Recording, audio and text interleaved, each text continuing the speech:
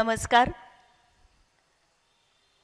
आज या व्याख्यानमालेत मला पुलंवर बोलण्याची संधी मिळाली हे मी माझं मोठं भाग्य समजते. काही गोष्टी पूर्वसंचिताशिवाय शक्य नसतात. एवढ्या मोठ्या व्याख्यानमालेत एवढ्या मोठ्या श्रोत्यांसमोर आज कार्यक्रम सादर करते याचा खूप आनंद आहे. आणि 68 वर्ष एखादी व्याख्यानमाला चालू राहते हे खरोखरच खूप कौतुकास्पद आहे. 3 पिढ्या याच्यासाठी खपतायत हे ऐकून मला फार आनंद झाला. पु ल आणि सुनीताबाई यांच्यावर कार्यक्रम सादर करावा असं जेव्हा माझ्या मनात आलं, कारण हे 25वं वर्ष आहे पुलंचं स्मृती वर्ष आणि सुनीताबाईंचं जन्मशताब्दी वर्ष, तर या दोघांच्या सहजीवनावर एक कार्यक्रम करावा असं माझ्या मनात आलं. आणि मी माझ्या यजमानांना ती इच्छा बोलून दाखवली. तेव्हा ते मला म्हणाले की अगं पुलंचं सगळंच सगळ्यांना माहिती आहे, तू नव्याने काय सांगणार आहेस. तर हे अगदीच खरं आहे. आपण थोडा इको कमी करा. आपण पुलंचं सगळं वाचलेलं आहे, यूट्यूबवर आपण वारंवार ते बघतो ऐकतो, पण तरीसुद्धा मला असं वाटतं की पुलंना जाऊन 25 वर्ष झाली तरी त्यांचं साहित्य शिळं झालेलं नाही. अजूनही पु ल हा शब्द आपल्या तोंडून आला की आपल्या चेहऱ्यावर हास्य येतं. कुठलंही त्यांचं पुस्तक काढून आपण वाचू लागलो की आनंद आपल्या चेहऱ्यावर दिसतोच दिसतो. म्हणून असं वाटलं की पुन्हा एकदा पुनःप्रत्ययाचा आनंद तुम्हा सगळ्यांना द्यावा आणि पु ल आणि सुनीताबाई यांच्यावर कार्यक्रम करावा.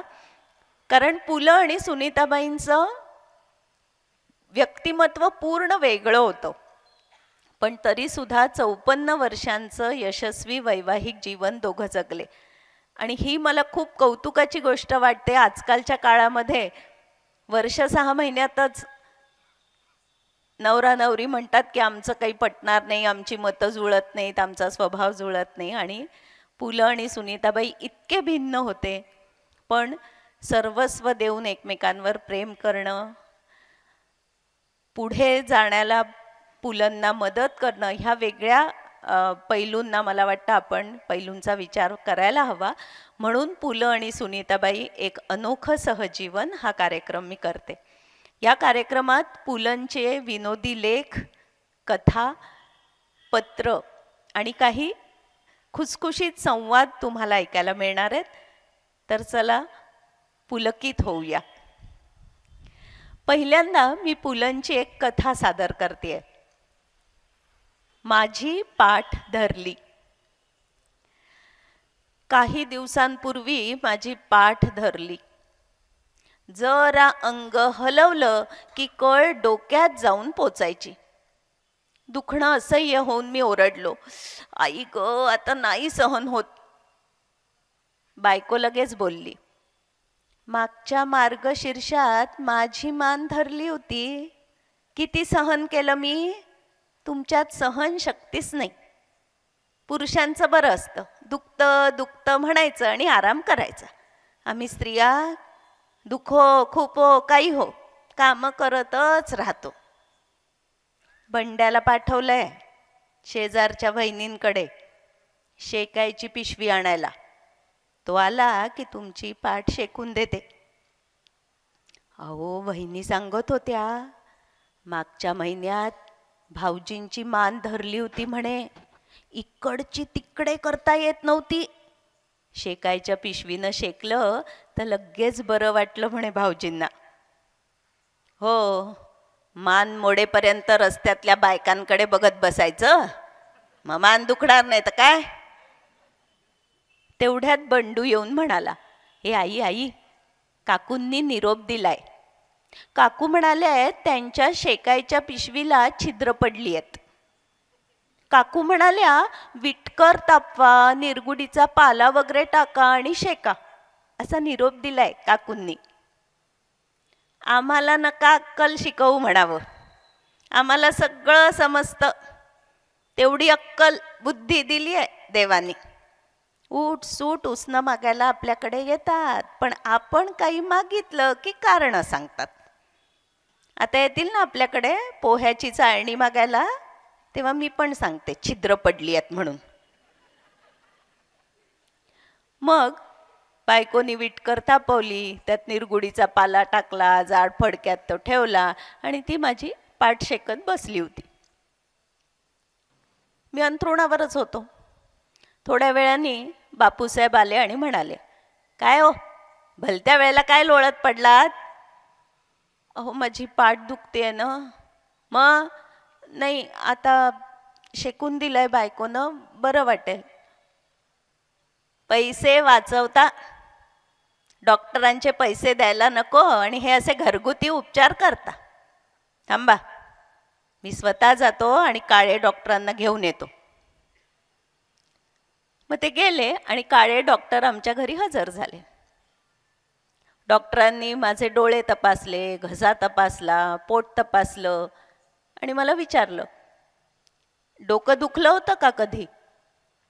मी नाही म्हणालो. बायको लगेच बोलली, खोटं बोलू नका डॉक्टर, मागच्या महिनाभर माझी आई होती ना, तेव्हा सारखी डोकेदुखी होती यांना.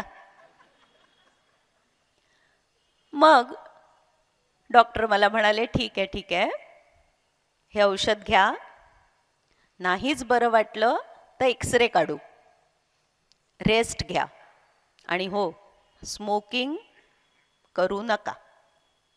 तर बापूसाहेबांना अक्कल पाझळायची काही गरज नाही, पण बोललेच, अगदी खरं सांगताय डॉक्टर, स्मोकिंग फार वाईट, फार वाईट. आमच्या काकांचं हार्टफेल असंच झालं. गेले तेव्हा हातात सिगरेट होती. ते गेले तेवढ्यात आप्पासाहेब आमच्या घरी हजर झाले आणि म्हणाले, काळे डॉक्टर कशाला आला होता तुमच्याकडे? अहो माझी पाठ धरली आहे ना, म्हणून बोलवलं होतं त्यांना. अहो या काळ्याला कशाला बोलवलं? एक नंबरचा नंदी बैल आहे. आमच्या वडिलांची मान धरली होती, या काळ्याचं औषध घेतलं, शेवटपर्यंत फिरवता आली नाही मान, वाकड्या मानेनं वैकुंठाला गेले. ॲलोपॅथी घेऊच नाही हो, फार वाईट. होमिओपॅथी घ्यावी, होमिओपॅथी बेस्ट असते. आमच्या हिची कंबर धरली होती, सोमणांनी 4 गोळ्यांमध्ये ठीक केली. थांबा, मी जातो आणि स्वतः सोमणांना घेऊन येतो, असं म्हणून ते गेले आणि डॉक्टर सोमण आमच्या घरी हजर झाले. आल्या आल्या म्हणाले, आधी काळे डॉक्टर आले तुमच्याकडे, काय म्हणाले? 3-4 दिवसात बरं नाही वाटलं तर एक्सरे काढू म्हणाले. वाटलंच, नवीन एक्सरे मशीन आलंय दवाखान्यात, पैसे नको सुटायला त्याचे. या ॲलोपॅथीवाल्यांनी नुसता कहर केलाय.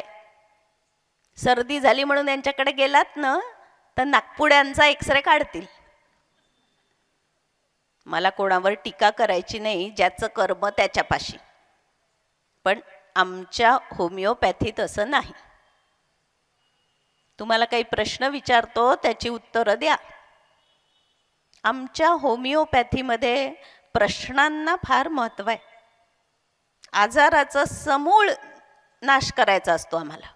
काही प्रश्न विचारतो, पणजोबा कशाने गेले?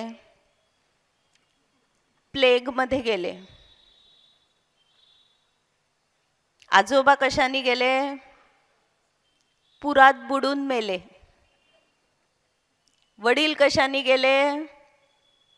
अपघातात गेले हो, पाठीवरून चाक गेलं त्यांच्या, पाठीवरून चाक. बरं, तुम्हाला काही प्रश्न विचारतो, म्हणजे स्वप्नांवर. स्वप्न पडतात का तुम्हाला? स्वप्नांचं फार महत्त्व आहे बरं होमिओपॅथीमध्ये. काय स्वप्न पडतात? एकच स्वप्न पडतो डॉक्टर, दिवसा झोपलो रात्री झोपलो तरी एकच स्वप्न, मी साहेबाच्या पाठीत गुद्दा मारतोय. पाठीत गुद्दा. तुमच्या घराण्यात पाठ वीक पॉइंट आहे का? बरं ठीक आहे, औषध लिहून देतो, ते घ्या दर 4 तासांनी. पथ्य काय करायचं हो डॉक्टर? पथ्य एकच, आपल्याला काहीही झालं नाही असं समजायचं. असं कसं समजणार? सारखी पाठ दुखते ना. पाठ दुखत नाही असं समजायचं. पाठ दुखत असेल तर पाय दुखतोय असं समजायचं, म्हणजे पाठीवरचं लक्ष कमी होईल. नाही नाही, खूप दुखते, खूप प्रचंड दुखते, दुखत नाही असं समजायचं, तरच माझ्या औषधांचा उपयोग होईल. समजलं? मग मी तुमचं बिल दिलंय असं समजा. सगळ्या गोष्टी समजण्यावरच असतात. माझ्या पाठीवर पोट भरणार आहे तुम्ही? माझा तो अवतार बघितला आणि डॉक्टर रागारागाने निघून गेले. तेवढ्यात हनुमंतराव आमच्या घरी आले. 6 फूट उंची, बलदंड शरीर, कुस्तीवीर हनुमंतरावांचा फार दरारा होता आमच्या चाळीत. आल्या आल्या म्हणाले, कुणाची पाठ धरली आहे? मला बातमी समजली. म्हटलं जरा विचारपूस करूनच यावी. नाही नाही, बरं आहे मी आता. एकाएकी कसे बरे झालात? खोटं बोलू नका. तुम्ही लपवलं म्हणून माझ्यापासून काहीही लपत नाही. थांबा, मणक्यातली हाडं मोडतो म्हणजे क्षणात बरं वाटेल. असं म्हणून त्यांनी क्षणात मला उचललं आणि गरा गरा गरा गरा फिरवलं आणि धाडकन पलंगावर आपटलं. अहो, पण आनंदाची गोष्ट आहे, पाठ पूर्ण बरी झाली आहे, पण आता मान धरली आहे.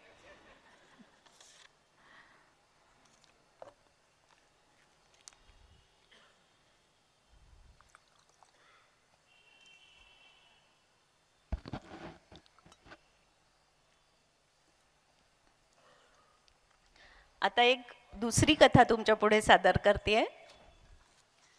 कथेचं नाव आहे उपास.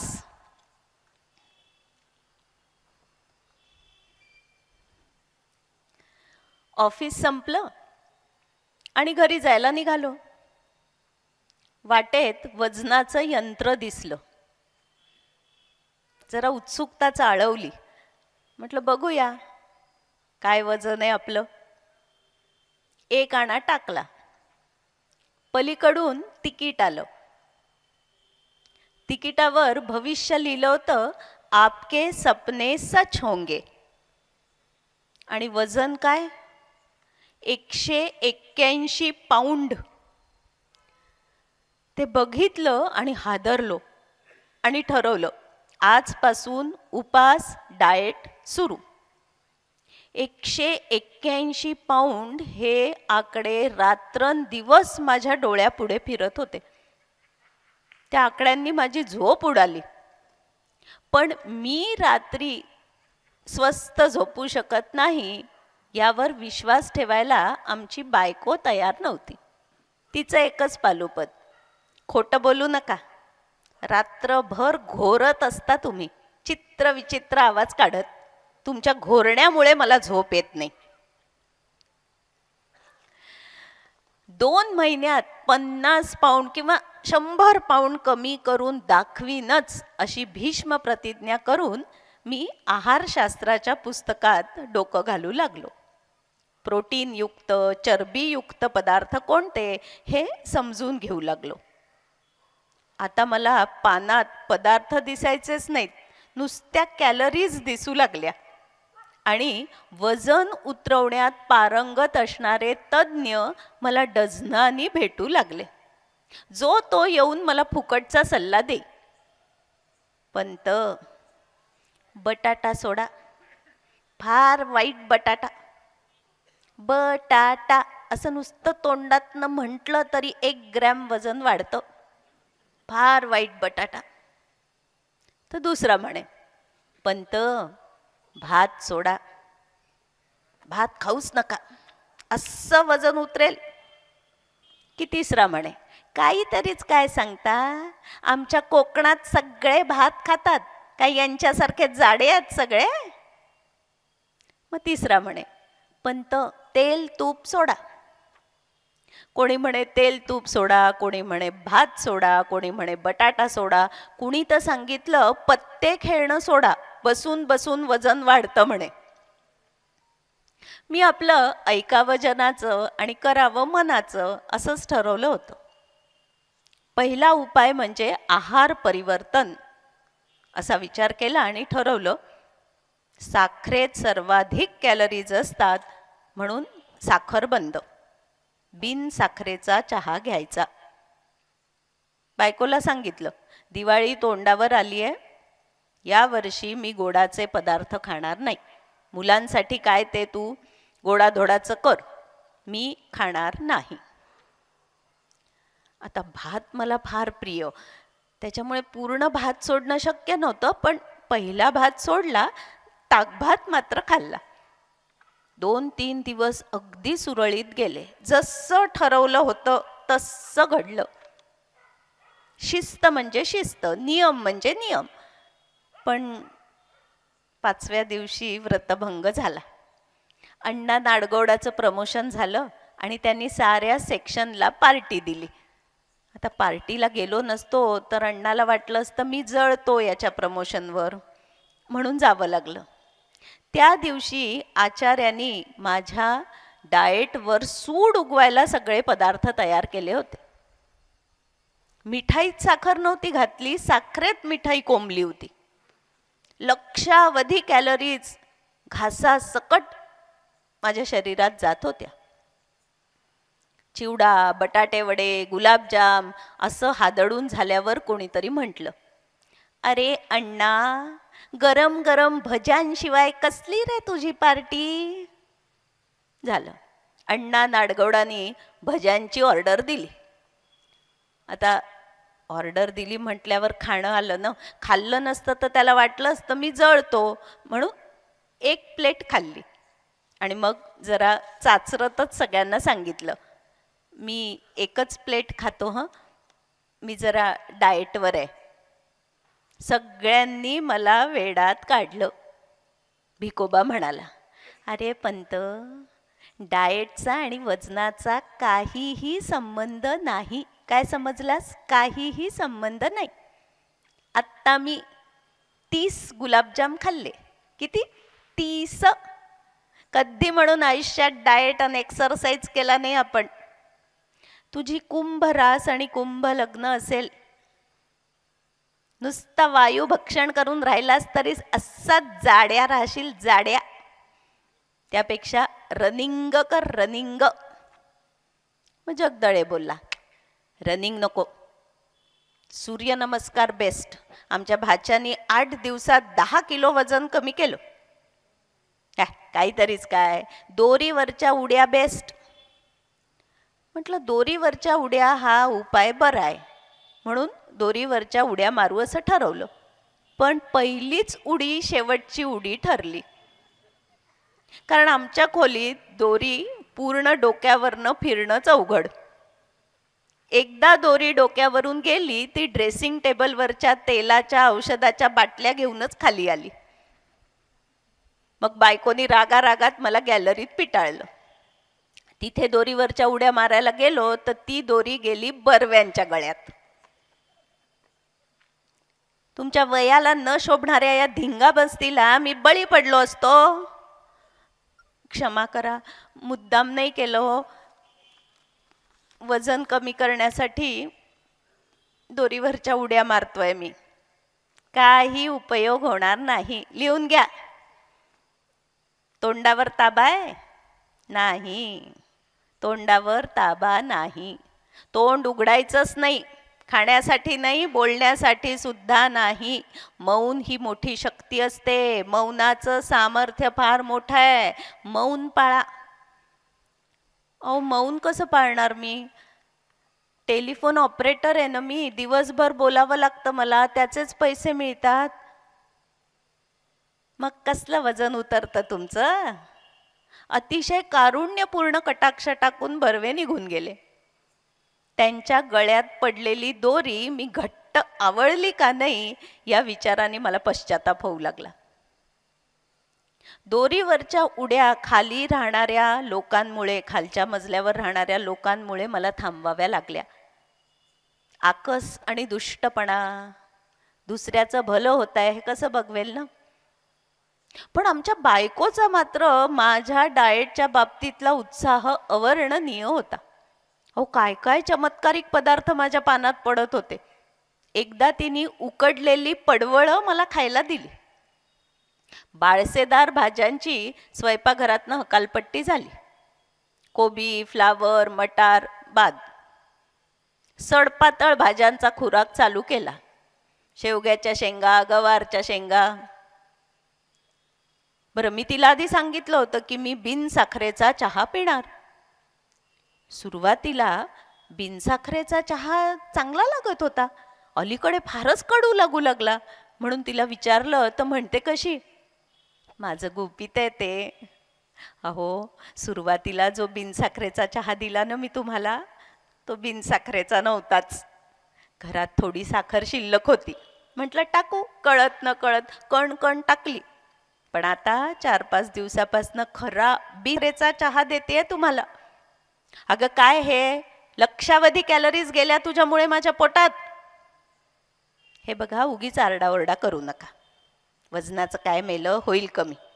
मी तर म्हणते नाही झालं तर नाही, 5-10 पाऊंड इकडे का तिकडे. कोणाचं मागून खात नाही म्हणावं आम्ही, स्वतः कमावून खातो. ते असो, पण माझा निग्रह पक्का होता. नाही म्हणजे नाही. डाएट अगदी कसोशीने पाळत होतो. पण 2-3 वेळा जरा व्रतभंग झालाच. भात सोडला होता, पण बापूसाहेबांनी एकदा कोळंबी भात पाठवला. आता तो मला फार प्रिय, मग खाल्ला 2-4 वाट्या. एकदा नागपुरी वडा भात आला, मग इच्छा होतेच हो माणसाला. मग साखर भात आला, मग तोही खाल्ला. पण माझा निग्रह पक्का होता. जे लोक सुरुवातीला माझ्या डाएटला नावं ठेवत होते ते सुद्धा मला बघून म्हणू लागले, पण तो फरक दिसतोय बरं का, नक्की दिसतोय. हिच्या मैत्रिणी हिला म्हणू लागल्या, पण तो फार रोडवलेत ग, लक्ष दे बाई, नाहीतर दिसेनासे होतील. मला वाटू लागलं ह्यांच्या प्रशंसेमुळे माझ्या अंगावर मुठभस मास चढतं की काय. पण नाही, निग्रह म्हणजे निग्रह. ठरवलं ते करणारच. असामान्य मनोनिग्रह आणि जिव्हा नियंत्रण केलेलं होतं. 2 महिन्यात 100 पाऊंड उतरवीन अशी काही भीष्म प्रतिज्ञा केली होती. म्हटलं महिना झालाय, बघूया आता किती वजन कमी झालंय. आणि पुन्हा त्याच वजन यंत्रावर चढलो. 1 आणा टाकला. पलीकडून तिकीट आलं. तिकिटावर आकडा काय होता, 191 पाऊंड. आणि भविष्य काय, आप बहुत समझदार और गंभीर व्यक्ती है. समझदार आणि गंभीर मी. त्या दिवसापासून ठरवलं, भविष्य आणि वजन या गोष्टींची चिंता करायची नाही आणि यथेच्छ खायचं.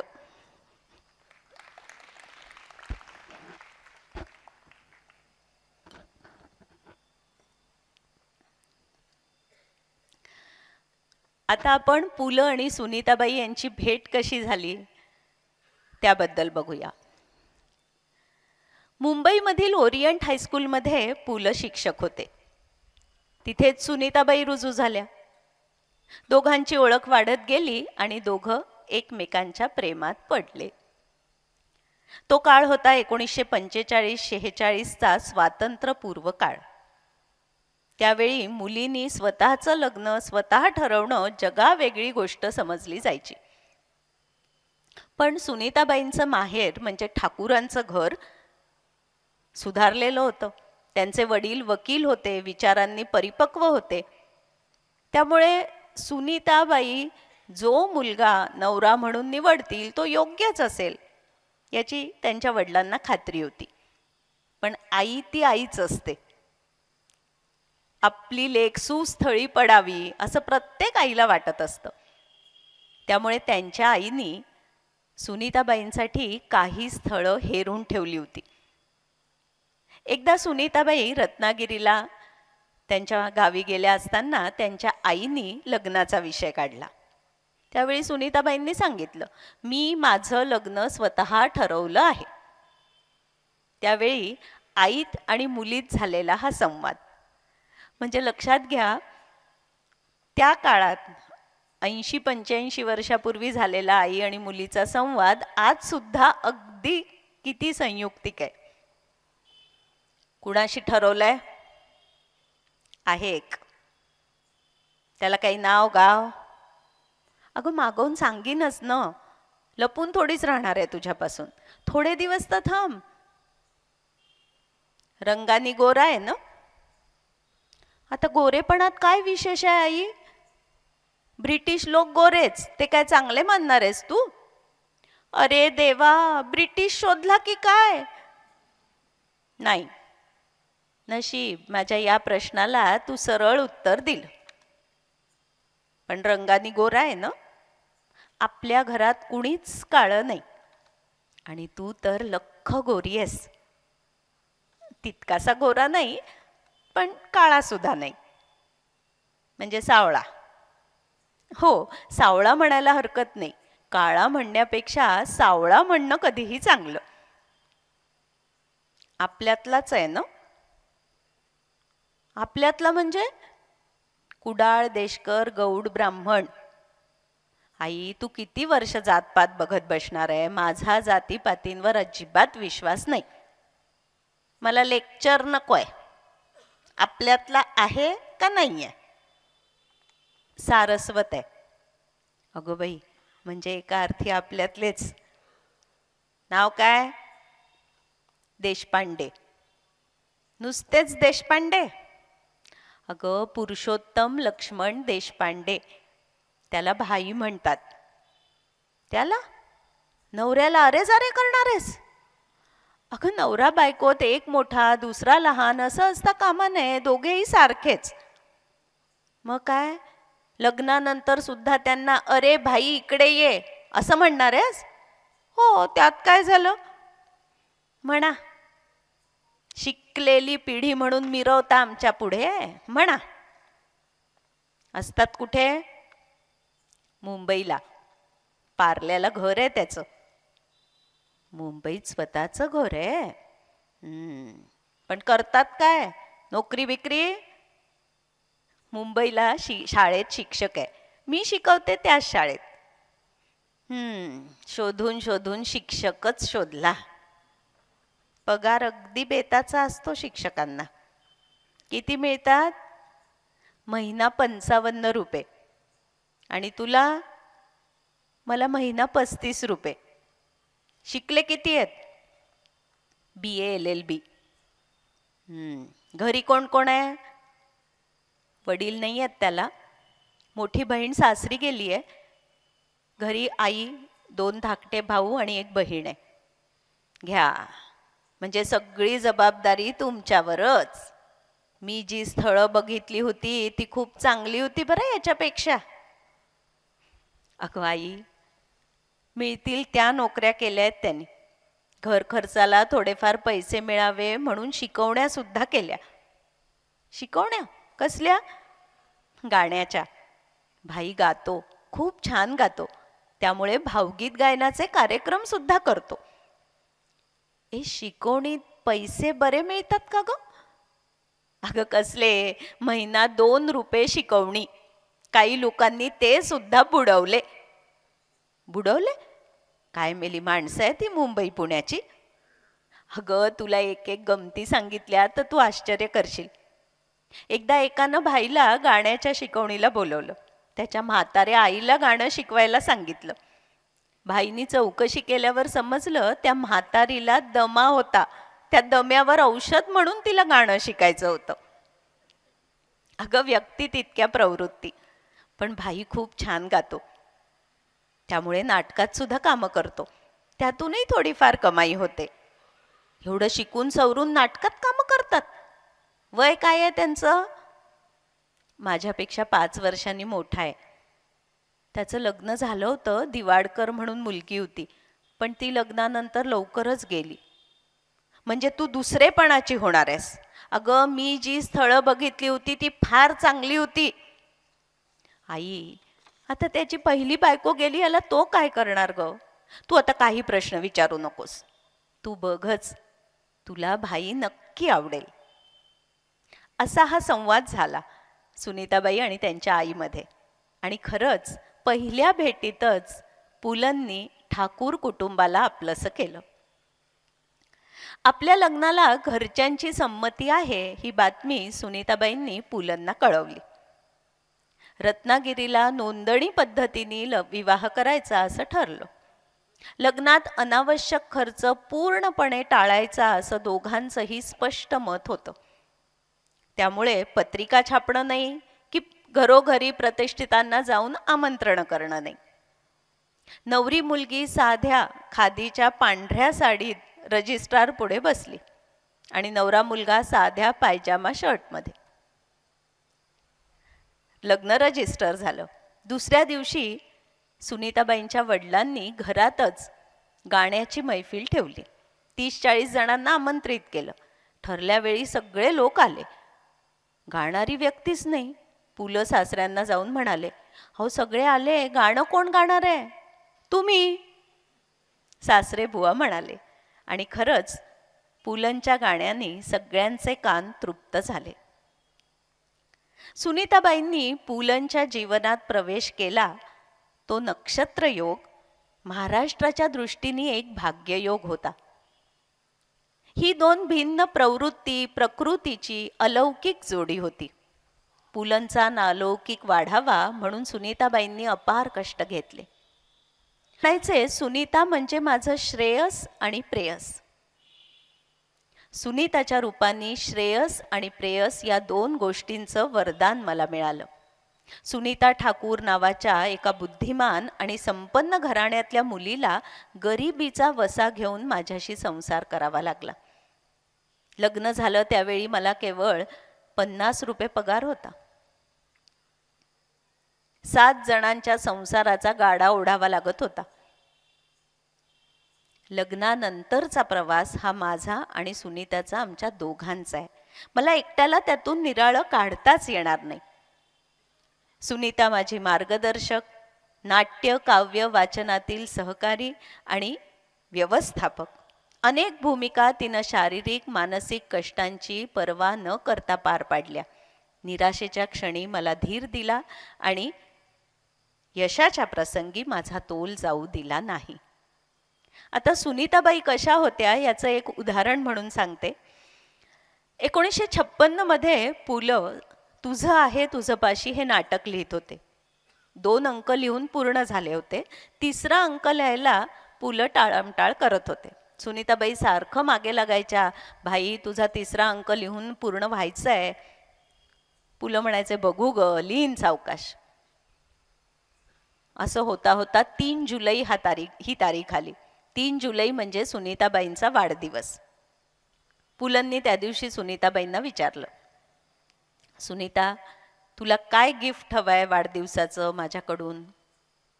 सुनीताबाई म्हणाल्या, मी मागीन ते देणार आहेस? अगं तू मागून तर बघ, नंतर मी नाही हा शब्द ऐकणार नाही. अगं मला माहिती आहे तुझा स्वभाव, सांग तर. पुलं म्हणाले. मग सुनीताबाईंनी सांगितलं, तुझं आहे तुझं पाशीचा 3रा अंक लिहिणं बाकी आहे. तो आज मला पूर्ण करून दे. ते माझ्यासाठी वाढदिवसाचं एक मोठं गिफ्ट असेल. दिलं असं म्हणून पुलं आत गेले. दरवर्षी प्रफुल्ला डहाणूकर ही सुनीताबाईंची जीवश्च कंठश्च मैत्रीण त्यांना शुभेच्छा द्यायला यायची. ती आली की गप्पा टप्पा, खाणं पिणं, तिचं गडगडाटी हास्य आणि सगळं घर आनंदाने भरून जायचं. ती येणार ही खात्रीच होती. सुनीताबाई बैठकीतच दार उघडून बसल्या होत्या. तिने बेल वाजवू नये आणि पुलंची तंद्री भंग होऊ नये म्हणून. ती आल्याबरोबर तिला तोंडावर बोट ठेवून गप्प बस अशी सूचना केली आणि सांगितलं, भाई आत लिहित बसलाय. तुझं आहे तुझं पाशीचा 3रा अंक तो आज मला लिहून देणार असं त्याचं वचन आहे. तू आली हे कळलं की तो बाहेर येईल. मग तुमच्या गप्पा सुरू आणि तिसरा अंक लिहिणं राहून जाईल. म्हणून तू आणि मी हाताची घडी आणि तोंडावर बोट गप्प बसून राहायचं. आणि खरोखरच 3 तास दोघी गप्प बसल्या होत्या. 3 तासानंतर पु ल बाहेर आले आणि म्हणाले, घे, तिसरा अंक लिहून पूर्ण झाला आहे. अशा होत्या सुनीताबाई. आता पु ल आणि सुनीताबाईंच्या व्यक्तिमत्वाचे काही वेगळे पैलू सुद्धा आपण बघितले पाहिजेत. पु ल म्हणायचे, आयुष्यात मला भावलेलं एक गूढ सांगतो. उपजीविकेसाठी आवश्यक असणाऱ्या विषयांचं शिक्षण जरूर घ्या. पोटापाण्याचा उद्योग जिद्दीने करा, पण तेवढ्यावरच थांबू नका. साहित्य, चित्र, नाट्य, संगीत, शिल्प, खेळ ह्यातल्या एखाद्या तरी कलेशी मैत्री जमवा. पोटापाण्याचा उद्योग तुम्हाला जगविल, पण कलेशी जमलेली मैत्री तुम्ही का जगायचं हे सांगून जाईल.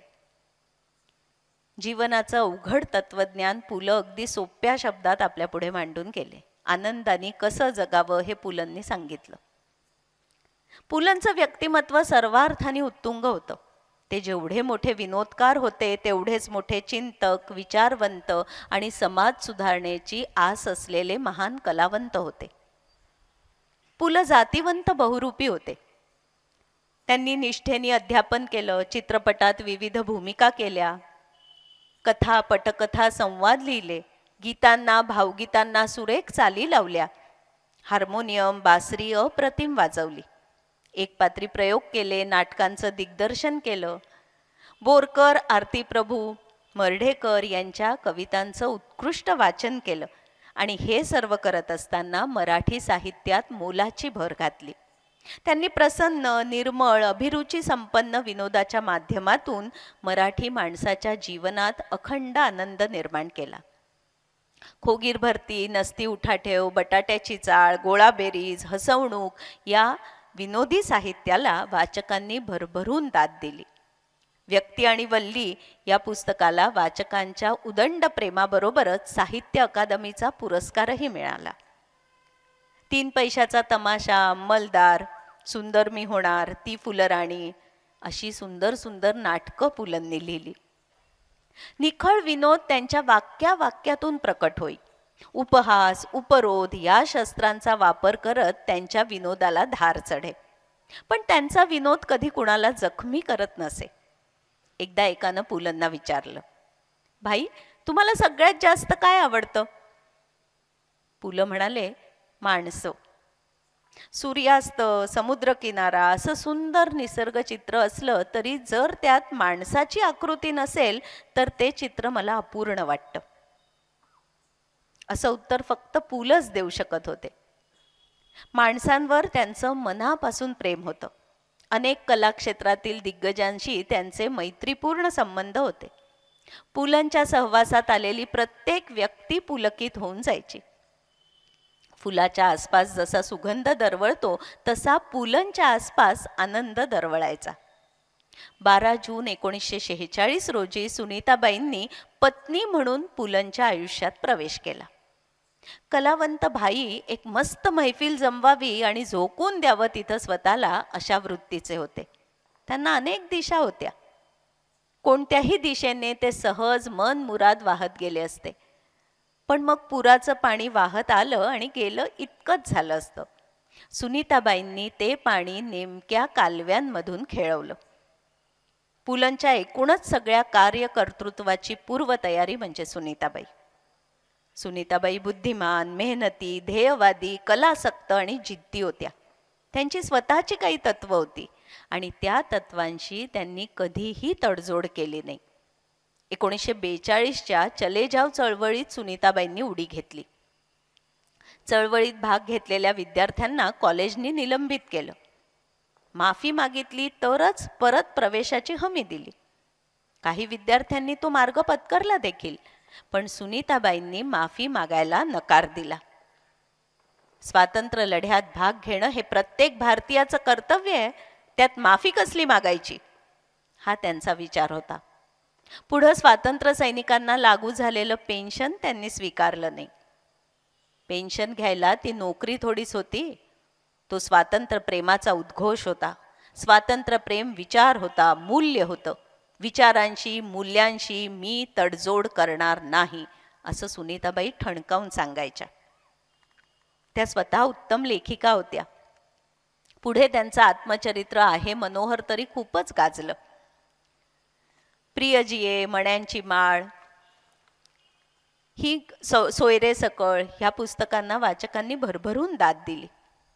सुनीताबाईंनी पुलंमधील कलाकाराला फुलवण्याचं काम जन्मभर केलं. बटाट्याची चाळ हा प्रयोग लोकप्रियतेच्या शिखरावर असताना सुनीताबाईंनी 50 प्रयोग झाल्यानंतर तो हट्टाने बंद करून टाकला. लोकांनी नावं ठेवली, पण सुनीताबाईंचं म्हणणं होतं, पुलंनी नवं काही लिहावं, जुन्यातच अडकून पडू नये, हा माझा हेतू आहे. आणि झालंही तसंच. वाऱ्यावरची वरात आणि वटवट वटवट ही नवी प्रहसनं पुलंनी लिहिली. सुनीताबाईंनी पुलंना लेखनासाठी कायम प्रोत्साहित केलं. संसाराच्या जबाबदाऱ्या, दैनंदिन जीवनातील वृक्ष व्यवहार, रॉयल्टी असे सगळे व्यवहार सुनीताबाईंनी उत्तम प्रकारे सांभाळले. आणि सुनीताबाईंची ही साथ पुलंना आयुष्यभर मिळाली. पुलं एक यशस्वी कलावंत होतेच, पण त्यांचं जीवनविषयक कुतूहल कधी कमी झालं नाही. ते विनोबाजींच्या भूदानाकडे आकर्षिले गेले आणि त्यांनी पदयात्रेत सुद्धा मनापासून भाग घेतला. आनंदवनातील कुष्ठरोग्यांची सेवा पाहून ते भारावले आणि बाबा आमटे यांच्या पायाशी नतमस्तक झाले. जयप्रकाशजींच्या संपूर्ण क्रांतीच्या हाकेला त्यांनी प्रतिसाद दिला. रवींद्रनाथ टागोरांचं साहित्य मूळ बंगाली भाषेतून वाचता यावं म्हणून शांतिनिकेतनला जाऊन बंगाली शिकले आणि संपूर्ण साहित्य वाचून काढलं. तेव्हा पुलंचं वय 50 होतं आणि नंतर त्या सर्व साहित्याचा त्यांनी मराठीतून अनुवाद सुद्धा केला. एखाद्यावर अवलंबून राहणं हा पुलंचा स्वभाव होता आणि पुलंमधील हे मूलपण सुनीताबाईंनी आयुष्यभर जपलं. एके ठिकाणी फार काळ थांबायचं नाही, मागच्या ठिकाणचा लोभ किंवा कडवटपणा बरोबर पुढे न्यायचा नाही आणि नव्या ठिकाणी एखाद्या पोराच्या उत्साहाने वावरायचं, हा पुलंचा स्वभाव होता. पुलं पक्के विसरभोळे आणि सुनीताबाई परफेक्शनिस्ट, कर्तव्य कठोर, विश्वस्त, रसिक, परखड हितचिंतक. स्वभावात एवढा विरोधाभास असूनही 54 वर्षांचं यशस्वी वैवाहिक जीवन दोघं जगले. पुलंवर सुनीताबाईंचं स्वतःहून अधिक प्रेम होतं. पुलंच्या अखेरच्या दिवसात त्या म्हणायच्या, माझ्या आधी भाई गेला तर बरं होईल, माझ्यानंतर याचं कसं होणार आहे. पुलंनाही जाण होती, यशस्वी कलावंत म्हणून घडलेल्या त्यांच्या आयुष्यात सुनीताबाईंचा मोलाचा वाटा आहे. खाजगीत मित्रांमध्ये त्यांनी ही कबुली दिली होती की माझ्या आयुष्यातनं सुनीताला वजा केलं तर बाकी उरेल, पण 4 चौघांची असते तशी. बंगला गाडीचं सुख मी मिळवलं असतं, मैफिली भरवल्या असत्या, पण एकूणच भोगाशिवाय कशाला स्थान राहिलं नसतं. सुनीतांनी मला शिस्त लावली. पुलंना मिळालेलं प्रचंड धन दोघांनी मिळून गाजावाजा न करता अनेक सामाजिक संस्थांना देऊन टाकलं सत्कार यासाठी. मध्यमवर्गीय साधी राहणी आपखुशीने पत्करली. एका शब्दानंही प्रौढी न मिरवता, कुठल्याही प्रकारचा गाजावाजा न करता, जाहिरातबाजी न करता लाखो रुपयांची मदत अनेक सांस्कृतिक सामाजिक संस्थांना त्यांनी केली. याची 2 उदाहरणं आहेत. पुलंचा 50वा वाढदिवस जवळ आला होता.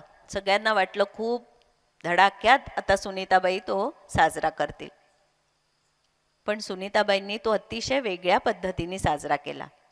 अंध लोकांसाठी चांगल्या प्रकारचं साहित्य ब्रेल लिपीतून त्यांनी तयार करून घेतलं. त्याच्या ऑडिओ कॅसेट्स तयार केल्या आणि त्यासाठी त्या काळात 1 लाख रुपयांची देणगी त्यांनी दिली. तसंच भारत चीन युद्धाच्या वेळी भारतीय नागरिकांना आवाहन करण्यात आलं होतं की त्यांनी रक्तदान करावं. तर सुनीताबाई आणि पुलं रक्तदान करण्यासाठी गेले तेव्हा त्यांना कळलं की लोक रक्तदान करतायत, पण रक्त साठवून ठेवायला, नीट ठेवायला एक यंत्र हवं आहे आणि त्याची किंमत 40,000 रुपये. 1963 मध्ये 40,000 ही खूप मोठी किंमत होती. पुलंनी लगेच हसवण्याचा धंदा माझा हे प्रहसन लिहून काढलं, त्याचे गावोगाव प्रयोग केले आणि 40,000 रुपये दान केले. असं हे लोकविलक्षण दाम्पत्य. पद्मश्री, पद्मभूषण, महाराष्ट्र गौरव आणि महाराष्ट्र भूषण असलेले पु ल आणि त्यांना सर्वार्थाने साथ देणाऱ्या सुनीताबाईंचा माझा मानाचा मुजरा.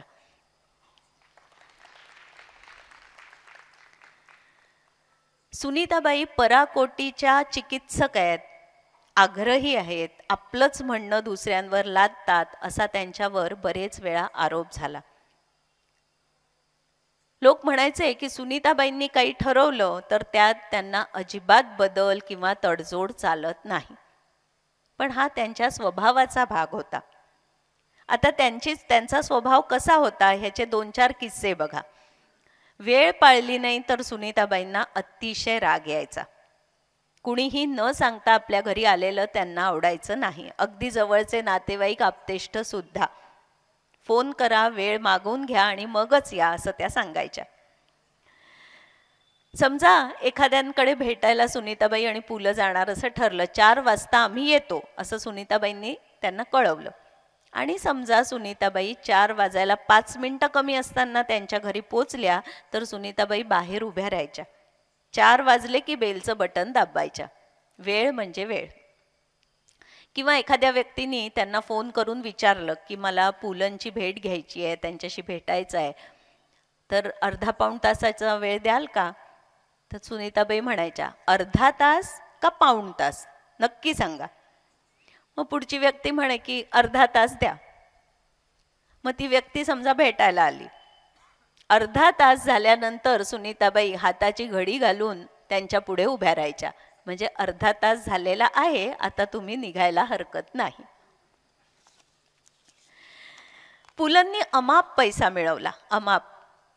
सुनीताबाई अतिशय ऐशो आरामात राहू शकल्या असत्या, चैनीत राहू शकल्या असत्या, पण मुळातच विरक्त वृत्तीच्या त्या होत्या, काटकसरी होत्या. बोटभर पत्रासाठी, निरोपासाठी हातभर कागद नासवू नका असं त्या सांगायच्या. पाणी वाया घालवलेलं त्यांना अजिबात आवडायचं नाही. साठवलेलं पाणी शिळं होत नाही, ते फेकून देऊ नका. घोटभर पाणी पिऊन पेलाभर पाणी फेकू नका. लोक पाण्यासाठी वणवण फिरतात. 3रं महायुद्ध पाण्यासाठीच होणार आहे, पाणी वाचवा असं आवर्जून पोट तिडकीने सगळ्यांना सांगायच्या. तसंच पुष्पगुच्छांचं, कुठलीही गोष्ट वाया गेलेली त्यांना खपायची नाही. पुलंना खूप पुष्पगुच्छ मिळायचे वेगवेगळ्या समारंभांमध्ये. सुनीताबाई 15-15 दिवस ती फुलं नीट टवटवीत ठेवायच्या त्यांच्या ट्रिक्स वापरून. आणि नंतरच्या काळात त्या लोकांना सांगू लागल्या की तुम्ही मला पुष्पगुच्छ भाईला देऊ नका, कारण ते नीट ठेवण्यासाठी मला प्रचंड कष्ट पडतात, यातायात होते आणि या वयात आता जास्तीचे कष्ट माझे वाढवू नका. खूप नीटनेटक्या होत्या, काटेकोर होत्या. म्हणजे पुलं खवय्ये होते, त्यामुळे अनेक आप्तेष्ट जवळचे लोक पुलंसाठी काही पदार्थ डब्यात घालून पाठवायचे. मग 8-10 डबे असे एकत्र आले आणि त्याच्यावर नाव नसेल डब्यांवर, किंवा कधी ते डब्यांवरचं नाव धड दिसतही नाही, मग एकाचा डबा दुसऱ्याला गेला असं कसं चालेल सुनीताबाईंना? सुनीताबाई लगेच तो पदार्थ आपल्या डब्यात काढायच्या. तो डबा स्वच्छ धुवून पुसून त्यात त्या व्यक्तीच्या नावाची चिठ्ठी घालून ठेवायच्या आणि 8-10 दिवसांनी स्वतः एखादा चांगला पदार्थ करून ते डबे पोचते करायच्या. अतिशय सुगरण होत्या. म्हणजे आपण सगळे आपल्या घरी दही विरजतो, पण पुलं म्हणायचे की सुनीताच्या हातचं जे दही असतं ते अतिशय मधुर असतं. पेरूची पचडी, साखर भात करावा तो सुनीतानीच असं पुलंनी त्यांना प्रशस्तीपत्रक दिलेलं होतं. खूप सुगरण होत्या, कामाची अतिशय आवड होती. पुलंसोबत त्यांनी खूप प्रवास केला. त्या काळामध्ये बाहेर आयते पदार्थ मिळायचे नाहीत, म्हणून खूप पदार्थ स्वतः तयार करून त्या घेऊन जायच्या. आणि त्यामागे एक कारण असंही होतं की काहीही खाल्लं, कधीही खाल्लं, त्यांनी पुलंचं पोट बिघडलं, तब्येत बिघडली असं होता कामा नये, कारण पुढे प्रयोग आहेत, काही अभ्यास आहे, तर ते त्यांना चालायचं नाही. टेक्नॉलॉजी सॅव्ही होत्या, यंत्रांचं ज्ञान खूप होतं आणि पुलं त्या बाबतीत अतिशय आळशी. बेसिक डागडुजी प्रत्येक यंत्राची आपल्याला आलीच पाहिजे असं त्या ठणकावून सांगायच्या.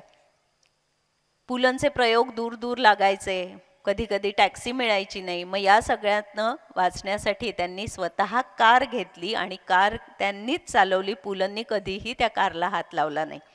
बाबा आमटे यांनी पुलंना एकदा ताबडतोब भेटायला या असं सांगितलं तर स्वतः ड्राईव्ह करत सुनीताबाई 1000-1200 मैलांचा प्रवास करत गडचिरोलीला त्यांना घेऊन गेल्या. त्यावेळी मॅप, GPS असं काहीही नव्हतं.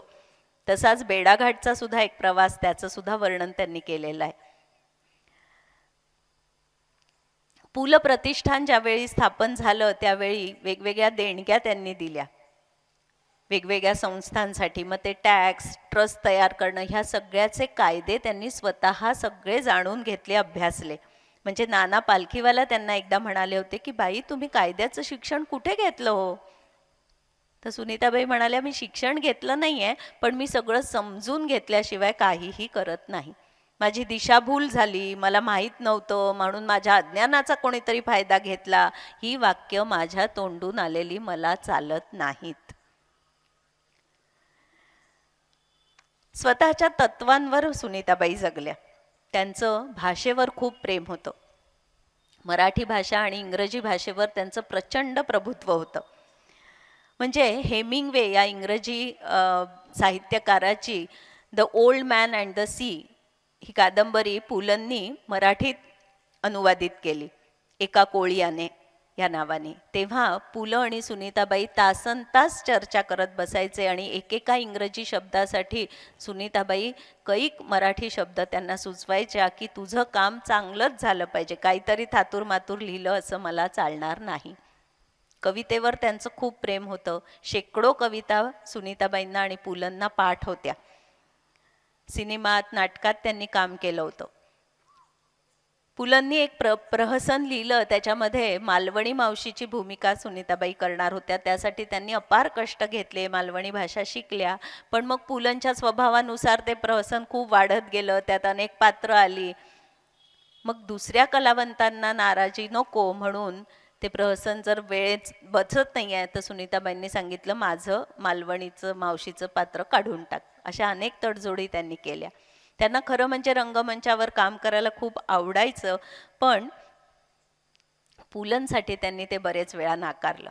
बाबासाहेब पुरंदरे यांनी सुनीताबाईंसाठी राजमाता जिजाबाई हा एक पात्री प्रयोगाचा कार्यक्रम लिहून दिला होता आणि त्याचे 30-35 प्रयोग सुनीताबाईंनी केलेही होते. पण मग भाईंच्या वेळापत्रकात ते जमत नाही म्हणून त्यांनी ते बंद करून टाकलं. एकदा पुलंना एकाने विचारलं होतं की तुमच्यात इतके भिन्नता आहे दोघांमध्ये, मग तुमचे किती गुण जुळले हो पत्रिकेचे, सुनीताबाईंचे तुमचे? तर पुलं म्हणाले आमचे 36 गुण जुळले, त्यातले 35 सुनीताचे, माझा एकच गुण गप्प बसणं. तसंच पुलंना एकदा एकाने प्रश्न विचारला होता की बरेचदा असं होतं की आपल्या पुढे 2 पर्याय असतात, हा निवडू का तो निवडू. आतला आवाज काहीतरी आपल्याला सांगतो आणि त्या आतल्या आवाजाचं ऐकून आपण एक पर्याय निवडतो आणि काही काळानंतर लक्षात येतं की आपण जो पर्याय निवडला आतला आवाज ऐकून तो किती योग्य होता. असं तुमच्या बाबतीत झालंय का हो? तर पुलं म्हणाले असं माझ्या बाबतीत नेहमीच होतं. मी नेहमीच आतला आवाज ऐकून निर्णय घेत असतो आणि तो आतला आवाज म्हणजे स्वयंपाकघरातून येणारा सुनीताचा आवाज. त्यामुळे माझे निर्णय चुकत नाहीत आणि मला त्याच्यावर पश्चाताप करण्याची वेळ येत नाही. तसंच अजून एकाने पुलंना विचारलं होतं की नवरा बायकोमध्ये भांडणं होतात, अबोला होतो, मग असं जर झालं तुमच्यामध्ये दोघांमध्ये तर कोण पुढाकार घेतं आणि पहिल्यांदा बोलायला येतं? तर पुलंनी सांगितलं होतं की आमच्यात असं पहिले कोणी बोलायला येत नाही, आम्हा दोघांनाही कवितेची अतिशय आवड आहे. मग ज्याला वाटतंय भांडण मिटावं तो कविता गायला सुरुवात करतो आणि दुसरा त्याच्या शेजारी येऊन बसतो, गाणं म्हणायला लागतो आणि भांडण मिटतं. सुनीताबाई नेहमी म्हणायच्या की भाई हा जातिवंत कलाकार आहे, त्यांनी पूर्ण वेळ त्याच्या कलेसाठी द्यावा. त्याच्या साहित्यातून लोकांना आनंद मिळतो, तो आनंद वाटण्याचं काम भाईंनी करावं, बाकी कशात वेळ घालवू नये. फक्त साहित्य निर्मिती करावी, बाकी कुठलंही काम त्यांनी केलं नाही तरी चालेल. आणि खरोखर पुलं तसे होते. म्हणजे रंगमंचावर 3-3 तास एक पात्री प्रयोग करताना त्यांची दमछाक व्हायची, तेव्हा त्यांच्यात एनर्जी यायची, पण घरी असताना सुनीता पंखा लाव, सुनीता पाणी दे असं ते सहज म्हणायचे. आणि सुनीताबाई सुद्धा ते मनाला लावून न घेता सेवेला तत्पर असायच्या. म्हणूनच पुलंचे सगळे कार्यक्रम ठरवणं, प्रवासाच्या तारखा, हे सगळं सुनीताबाईंनी एक हाती केलेलं होतं. त्या म्हणायच्या, पुढचा जन्म मला स्त्रीचाच मिळावा आणि नवरा म्हणून भाईच माझ्या वाट्याला यावा. का? कारण विरोध करायचा नाही, अतिशय समाधानी वृत्ती, शंका घ्यायची नाही बायकोच्या कुठल्याही निर्णयावर, आणि बायकोचं व्यक्ती स्वातंत्र्य हिरावून घ्यायचं नाही, हे त्याचे विशेष गुण आहेत. आणि मला स्वतःच्या तंत्रांनी वागायला आवडतं, स्वतःच्या तत्वांसाठी भांडायला, पुढच्याला रागवायला सुद्धा आवडतं. जीव तोडून प्रेम करायचं, सर्वस्व पणाला लावून एखाद्याला मदत करायची आणि माझ्या तत्वांसाठी नवऱ्याची अडवणूक करायची, हे स्वातंत्र्य मला दुसरा कोण देऊ शकेल.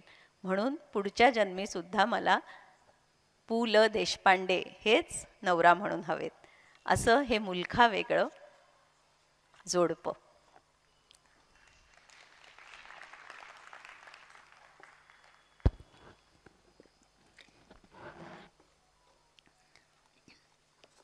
आता पुलंचा एक अतिशय नावाजलेला, सगळ्यांना आवडलेला लेख तुमच्या पुढे सादर करते, बिगरी ते मॅट्रिक. म्हणजे शिक्षणाची त्या काळात सुद्धा जशी गती होती तेव्हा तशीच आत्ता सुद्धा हे आपल्याला हे ऐकताना जाणवतं. बिगर इयत्तेपासून मॅट्रिक होईपर्यंतचं माझं सारं आयुष्य मोठ्या हालाकीत गेलं.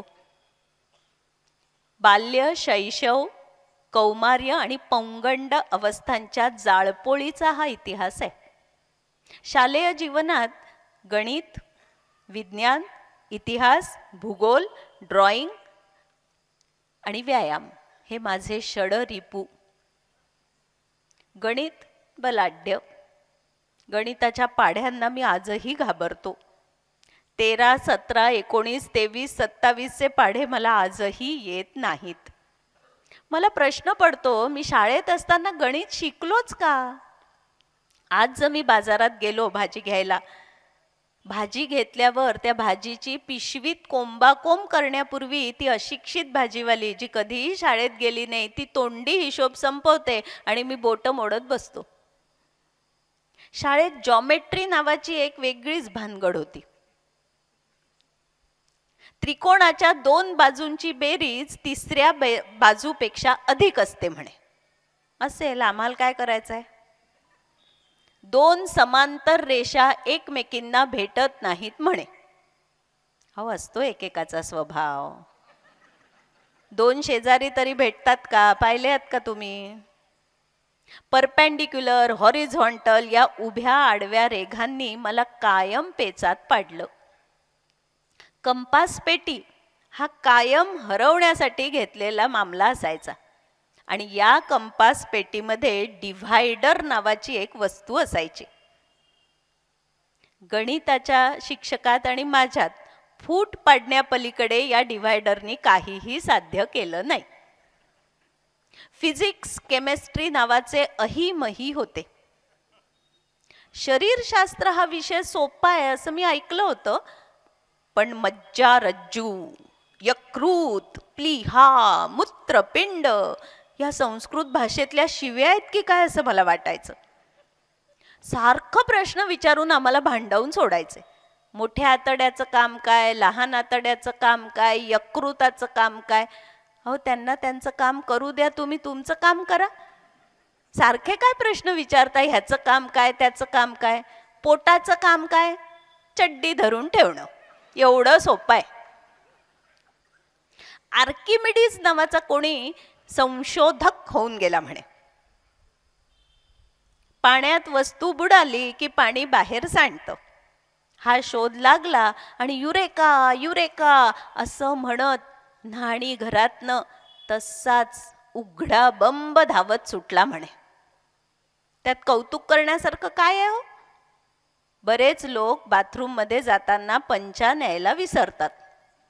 तसाच हाही विसरला असेल आणि घरात कुणी नाही हे पाहून तसाच उघडा बंब बाहेर आला असेल आणि दोरीवर पंचा पाहून अरे चा इथे होता का, सापडला सापडला असं ओरडला असेल. आपल्या मुलांचं कौतुक करायचं नाही आणि कुठल्या तरी परदेशी पंचेवाल्याला डोक्यावर घ्यायचं. भूगोल हा विषय मी शिकलो आणि माझ्या बालवयात नको त्या यातना भोगल्या. ईशान्य वारे नैऋत्य वारे इकडून यायचे आणि तिकडे निघून जायचे. तेच ते कितीदा शिकवतात. पृथ्वीच्या पोटाभोवती विषुववृत्त नावाचा पट्टा आहे. हे पहिल्या वर्गात शिकवायला सुरुवात करतात ते 10वी पर्यंत शिकवतच सुटतात. तीच गत इतिहासाची. शहाजीचा मुलगा शिवाजी यांनी मावळे गोळा करून मुघलांचा काटा काढला आणि हिंदू राज्य स्थापन केले. 4 घोडे मला दिले असते तर मी सुद्धा हे काम सहज केलं असतं. शिवाजींनी गड सर केले ह्याचा त्रास मी किती दिवस भोगायचा. कुठल्या दिवशी युद्ध केलं, मग तहाची कलम काय, सण वंशवळ्या, तुघलक वंश, बहामनी वंश, चांद बीबी, आम्हाला काय करायचंय हो यांचं. पुढच्या आयुष्यात ज्यांचं अजिबात सोयर सुतक धरावं लागत नाही अशा महापुरुषांनी माझ्या रम्य बालपणाची चव घालवली. एकदा मी नाटकात शिवाजीची भूमिका करून बक्षीस मिळवलं आणि मोठ्या ऐटीत शाळेत गेलो. मला पाहताच आमचे इतिहासाचे मास्तर म्हणाले, काय हो गो ब्राह्मण प्रतिपालक. 7व्या हेन्रीनी काय केलं माहितीये का? 8व्या हेन्रीला जन्म दिला. हो का? ही तुमची अक्कल? पाटला बघतो काय, मार महाराजांच्या थोबाडीत. शेजारी बसलेल्या पाटलांनी 1 ऐवजी 2 ठेवून दिल्या. आता कधी कधी माणसाची चूक होऊ शकते हो. व्हिक्टोरिया राणी ही 8व्या हेन्रीची बायको आहे असं मी लिहून टाकलं पेपरमध्ये. किंवा पानिपतच्या युद्धावर मी सदाशिवरावांऐवजी दुसऱ्या कुणाला पाठवून दिलं म्हणून माझा पेपर काय वर्गात वाचून दाखवायचा. पेपर हा प्रेमपत्रा एवढाच गुप्त असला पाहिजे. प्रेमपत्र कितीही गोड असलं तरी त्याचं जाहीर वाचन हशा पिकवतं. प्रेमपत्रा इतकीच पेपर ही मास्तर आणि मुलांमधली खाजगी भानगड आहे. त्याचा बोभाटा करू नये हे आमच्या काळच्या मास्तरांना कधी कळलंच नाही.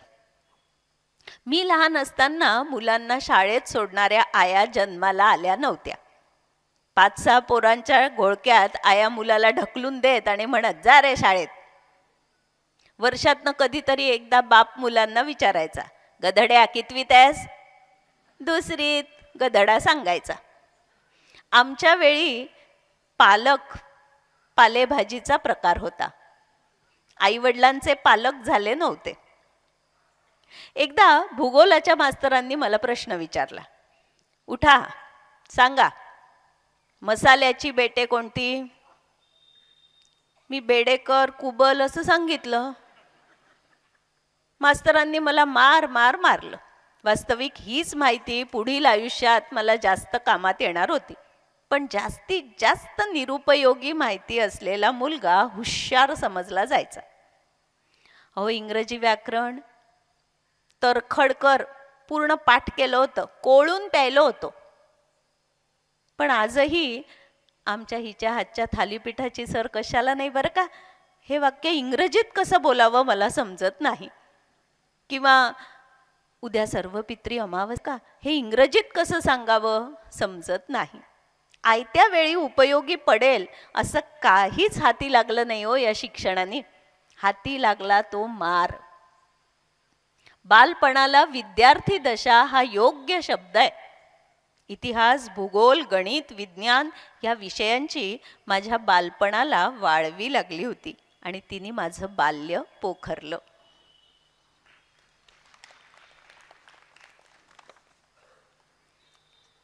आता पुलंची काही पत्र बघणार आहोत आपण. त्याआधी पुलंचे 1-2 विनोद सांगते तुम्हाला. एकदा पुलं प्रवासात असताना त्यांना एक चाहता भेटला. तो म्हणाला, माझी फक्त 2 व्यक्तींवर श्रद्धा आहे. फक्त 2 व्यक्तींवर, एक ज्ञानेश्वर आणि दुसरे तुम्ही. माझ्या खोलीत मी ज्ञानेश्वरांच्या फोटो समोर तुमचा फोटो लावलाय. पु ल लगेच म्हणाले, हो असं नका करू, नाही तर लोक विचारतील ना, ज्ञानेश्वरांनी ज्या रेड्याकडून वेद म्हणवून घेतले तो हाच दिसतो. एकदा काहीतरी कौटुंबिक समारंभात सगळे जमले होते, तेव्हा एका छोट्या मुलीनी कोडी घातली सगळ्यांना आणि तिने विचारलं, शिवाजी महाराजांनी अनेक गड सर केले पण एक राहून गेला, तो कोणता? कोणीच उत्तर देऊ शकलं नाही. ती म्हणाली, कलिंगड. मग पु ल लगेच म्हणाले, मी तुला एक गड सांगतो जो शिवाजी महाराजांच्या काळात नव्हता, तो सांग बघू. सगळे निरुत्तर झाले. पु ल म्हणाले, भानगड. एकदा पुलंचा प्रयोग थंडीच्या दिवसात नागपूरच्या मुक्कामी होता. त्यांच्या ग्रुपमध्ये एक तब्बलजी कवळी लावायचे. नागपुरातील थंडीबद्दल तक्रार करताना ते म्हणाले, माझे तर थंडीने दात आपटत आहेत. असं करूनही दाखवलं त्यांनी. त्यावर पु ल लगेच म्हणाले, मामा तुम्ही रात्री वाटीत काढून ठेवलेल्या दातांच्या कवळ्या सुद्धा अशाच एकमेकांवर रात्रभर आपटत होत्या. एकदा एक भाजीवाली दारावर मटार विकायला आली. तिने भाव सांगितला. तो ऐकल्यावर सुनीताबाईंनी सांगितलं, खूप महाग आहे, आम्हाला परवडत नाही. तर ती भाजीवाली म्हणाली, कमाल करता तुम्ही, एवढ्या मोठ्या लेखकाची बायको आहात आणि हा मटारचा भाव तुम्हाला परवडत नाही. तुमच्यापेक्षा पुढचे बरे, त्यांनी त्यांच्या घोड्यासाठी 10 किलो मटार घेतले, घोड्यासाठी, घोड्याला आवडतात म्हणून. सुनीताबाई म्हणाल्या, नाही तू परत जा, आम्हाला परवडत नाही. ती परत गेल्याबरोबर पु ल म्हणाले, सुनीता मी त्यांच्या घरचा घोडा झालो असतो तर जास्त बरं झालं असतं ग तुझ्या नवरा होण्यापेक्षा. एकदा पुलंना एक कुकरी सेट गिफ्ट मिळाला. सुनीताबाईंनी तो सेट भाचीला दाखवला. सुनीताबाईंचा सगळं काही जपून ठेवायचा स्वभाव त्यांच्या भाचीला माहीत होता. त्यामुळे ती म्हणाली, मावशी हा सुंदर सेट फुटू नये म्हणून तू वापरणारच नाही, तसा ठेवशील. पु ल पटकन म्हणाले, अगं हो, सुनीता मला आमलेट करून देत नाही, अंडी फुटतात म्हणून.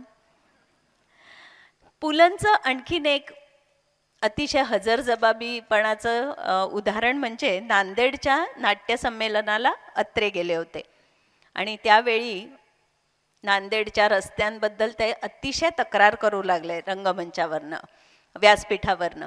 केवढी ही धूळ, मला अतिशय त्रास झाला, मला शिंका आल्या वगैरे वगैरे, या धुळीने मला हैराण केलं, असं त्यांच्या आवाजात अत्रे म्हणाले. पु ल भाषणाला उभे राहिले तेव्हा म्हणाले, ज्यांनी आयुष्यभर विरोधकांना धूळ चारली त्या अत्र्यांनी धुळीबद्दल त्रागा करावा, आश्चर्य आहे. या धुळीतून संत ज्ञानेश्वर, एकनाथ, शिवाजी महाराज चालत गेले. ती धूळ अंगावर घेताना त्या महापुरुषांचा स्पर्श आपल्याला होतोय असं आम्हाला वाटतं. ही आमची भावना आहे. पैठण हे गाव आवडत नाही आणि पैठणी ही साडी आवडत नाही असा पुरुष आणि स्त्री शोधूनही या महाराष्ट्रात सापडणार नाही. त्यावर अत्रे लगेच उभे राहिले आणि म्हणाले, मावळत्या विनोदाला उगवत्या विनोदाने दिलेला हा आशीर्वाद समज, यापुढे महाराष्ट्राला हसवण्याचं काम तुझं.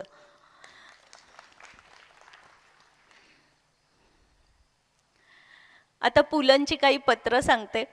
पुलंचा लोकसंग्रह दांडगा होता. पुलंना 65,000 पत्र आली होती रसिक श्रोत्यांची त्या काळात, जेव्हा यूट्यूब, फेसबुक, व्हॉट्सॲप हे काहीही नव्हतं त्या काळात, आणि पुलंनी सगळ्यांना उत्तरं पाठवली होती. तर पत्रलेखनामध्ये पण पुलंची विनोदाची झालर असायचीच. काश्मीरच्या यात्रेहून परत आल्यानंतर शिल्पकार अण्णाभाऊ फडके यांना पुलंनी लिहिलेलं हे गमतीशीर पत्र बघा किती छान आहे. प्रिय अण्णा, आज सकाळी काश्मीरहून परतलो. यात्रा चांगली झाली, पण नेहमीप्रमाणे मी आणि सुनीता दोघंच जातो तशी यावेळी नव्हती. यावेळी आम्ही कंडक्टेड टूर बरोबर गेलो होतो. एकूण 90 जणांच्या टोळीत आमची भरती झाली होती.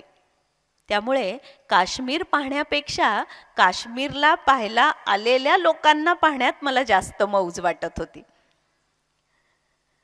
थोडक्यात काय, काश्मीर एकदाचं घडलं एवढं. जर कोणी विचारलं काश्मीरला गेलात की नाही, हो गेलो ना, एवढंच उत्तर, याहून अधिक काही नाही. कंडक्टेड टूर म्हणजे इयत्ता 6वी क ची शालेय सहल असते. सारं काही, मुलांनो हे बघा, हे दल सरोवर, हे 32 मैल रुंद 33 मैल लांब असून 25 पुरुष खोल आहे बरं का, या चालीवर चालते. मला एक कळत नाही, खोलीला पुरुष का वापरतात? अशा वेळी अमुक इतके पुरुष खोल आणि तमुक इतक्या बायका रुंद असं म्हणायला हरकत नसावी. थोडक्यात काय, आमची काश्मीरची सहल, काश्मीर अतिशय सुंदर असून तिथे सुंदर गुलाब, सुंदर फुले आणि सुंदर सरोवरे आहेत अशा सुराची झाली. गुलमर्ग ते खिलनमर्ग हा 10 ते 12 मैलांचा डोंगराळ मुलखातला प्रवास आम्ही घोड्यावरून केला. त्यामुळे शिवाजी महाराज, बाजीराव पेशवे, शर्यतीच्या मैदानावरचे जॉकी यांच्याबद्दलचा आदर प्रचंड वाढला. घोडचूक या शब्दाचा अर्थही कळला. माझ्या वाट्याला आलेला घोडा विंचू चावल्यावर धावल्यासारखा धावायला लागायचा. धावत्या घोड्यावर आपण बसलो ना की आपल्याला मांड्या, माकडहाड, कणा, आतड्या हे अवयव असतात याबद्दल कमालीचं दुःख होतं. शिल्पकारांना घोड्यावरची माणसं आदर्श का वाटतात हे कळतं. असल्या यातना सहन करणाऱ्यांचे पुतळेच घडवायला हवेत. यापुढे काही वर्ष फक्त समुद्र सपाटीवरून प्रवास करायचा असं ठरवलंय. फार तर विमानातून जाईन, पण घोडा जोडलेल्या कुठल्याही वाहनातून मी जाणार नाही. काश्मीरला थंडी कडाक्याची होती. तिथून खाली पठाणकोटला उतरल्यावर साक्षात भट्टीत शिरल्याचा भास झाला. इतका भयंकर उन्हाळा, इतका भयंकर उन्हाळा की गावाला पठाणकोट म्हणताना देखील घाम यायचा, म्हणून मी पठाण बनियन असं म्हणायचो. या सर्व थंडी उन्हाळ्याच्या खेळीत सुनीताची आणि माझी तब्येत ठीक राहिली, हे सुदैव. तुमचा भाई. आता पुलंचं हे एक प्रेरणादायी पत्र तुमच्या पुढे सादर करते. पुलं म्हणजे आपल्याला चेहऱ्यावर हास्य आणणारे असंच आपल्याला वाटतं, पण पुलंनी या पत्रातनं किती प्रेरणा दिली आहे जगण्यासाठी बघा. या पत्रात पुलं सगळ्या आयुष्याचं सार सांगून गेले आहेत. आपण का जगतो आहोत हे पण पुलं सांगतायत. आणि या पत्राला एक वेगळं निमित्त आहे. पुलंचे नातेवाईक चंदू ठाकूर हे लष्करात हवाई दलात होते. त्यांच्या जवळच्या मित्राचं विमान अपघातात निधन झालं. काही व्यक्तिगत समस्याही होत्या. त्या सगळ्या त्यांनी पुलंना पत्रात लिहिल्या होत्या आणि त्याला पुलंनी लिहिलेलं हे उत्तर 10 जुलै 1957 रोजी लिहिलेलं हे पत्र आहे. प्रिय चंदू, रात्रीचे 11:15 वाजले आहेत. रेडिओमधून एका संगीतिकेचा कार्यक्रम प्रोड्यूस करून मी नुकताच घरी आलो आहे. तुझं पत्र दिसलं, लगेच वाचलं आणि तुला उत्तर लिहावंसं वाटलं म्हणून लगेच लिहायला बसलो. तुझ्या सर्व पत्राचा सारांश हाच आहे की हे सारं जीवन आहे तरी काय, आपण का जगतो आहोत. तू तुझ्या पत्रात अखिल स्त्री जातीला अत्यंत हीन लेखून मोकळा झालायस. तुझ्या मते बायका मूर्ख, का तर तुला त्यांच्यात अजिबात अर्थ आढळत नाही म्हणून. तू एका बाईचं छोटंसं पोर पाहिलंयस का रे? त्या बाळाचं ती आई सर्वस्व आहे, कारण त्याच्या सुखदुःखाशी त्या आई इतकं कुणीही रममाण झालेलं नाही. आणि माणसाला काय हवं असतं? स्वतःशी एकरूप होणारं दुसरं कोणीतरी. तुला तुझ्याशी स्वतःचं स्वत्व विसरून सर्वस्व अर्पण करणारी व्यक्ती हवी आहे. पण तू असा विचार केलायस का कधी? तू कुणात तुझा स्व अर्पण करायला तयार आहेस? तू निर्मम होऊ शकतोस? नाही, तू होऊ शकत नाही, मी सुद्धा होऊ शकत नाही.